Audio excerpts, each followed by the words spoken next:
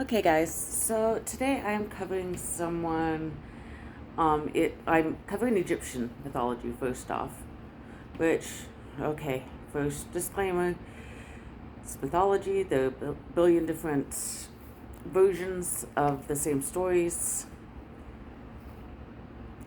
If you know of a different version, wow, my hair is awful. If you know of a different version, put it in the comments. I don't mind. Just don't get angry with me for selling a version that you don't personally know. Anyhow, today's story is one that I've been putting off for a little while.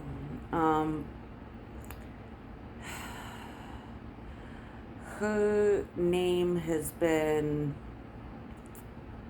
not necessarily her name, but the same. She's been associated with some negative things. Not her herself, but the name has been. So I don't want to be flagged for talking about her. But at the same time, she is probably the most important female deity in Egyptian mythology, and you really can't speak of Egyptian mythology without covering her. So it's going to be fairly brief, but I'm really, really hoping that I don't get flagged. I hope that anybody watching this, anybody monitoring,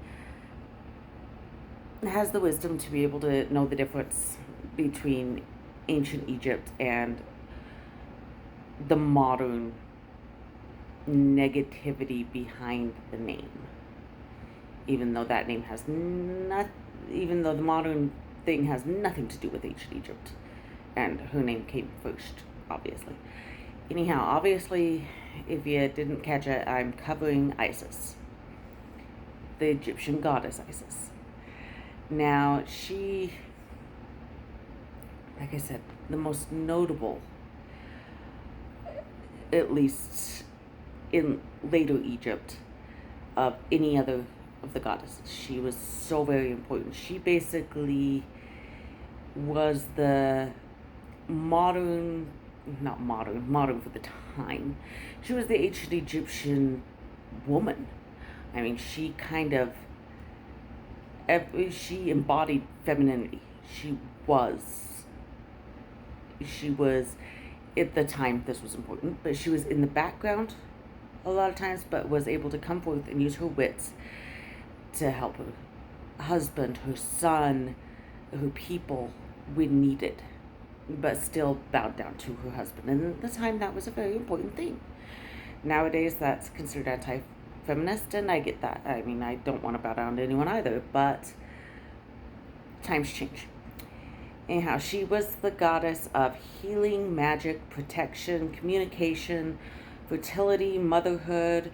She brought the promise of afterlife to the people. She was the goddess of marriage, love, healing.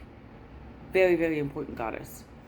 She was usually depicted in a sheath dress with a solar disc and cow horns on her head. One of the stories behind her, the reason that the Nile fills up annually, is actually her tears that she cries over the original loss of her husband. She did put her husband back together. Her husband was Osiris. And when Osiris was killed by Seth and put into a million pieces and spread throughout, she gathered those pieces together and was able, with the help of Anubis, to bring him back to life. Well, Anubis Ra, a few different ones, but she was able to help bring him back. And he became very important in afterlife as well, but that is, the memory, I guess, makes her cry. She fills the Nile with her tears every year. So, anyway, she was very important. People prayed to her constantly because they would pray to her for so many different things. If they were getting married, a woman would pray for a good marriage. If there was a child on the way, the woman would pray for the health and well-being of her child as well as herself during childbirth. They pray for healing at any point. I mean, she was known to help bring people back from the dead. She could do healing. You know, they prayed for wisdom in a way to her. If a person was looking for marriage and had not found a suitor, they would pray to her. They would pray to her for protection when they were going into a troubled time.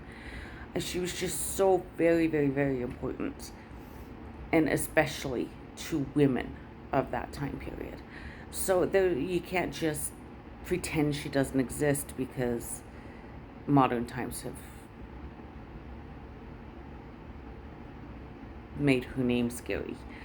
So anyway, that like I said, I was gonna do a brief one. She'll come up in stories of Egypt. She has in the past. I've mentioned her. She's a very important person. I mean, she wasn't in the first portion of Egypt, but she became extremely important, and it even spread throughout, like Rome and Greece and stuff like that. She is even still worshipped today by pagans quite often. So she's still important. Anyway, if you like this story, go ahead, like, subscribe, share, and have a good day. Bye.